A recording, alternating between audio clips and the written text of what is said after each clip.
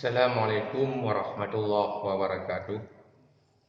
Saya selaku tokoh masyarakat Kecamatan Lung pada kesempatan ini menyatakan bahwa sangat mengutuk keras tentang peristiwa terjadinya terorisme terhadap TNI maupun Polri dan bahkan masyarakat yang tidak bersalah ataupun masyarakat yang tidak berdosa. Semoga kegiatan terorisme ini tidak terjadi di kecamatan yang kita cintai ini.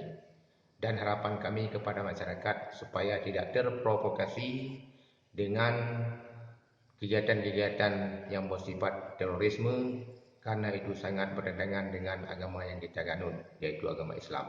Demikian pernyataan ini yang dapat kami sampaikan.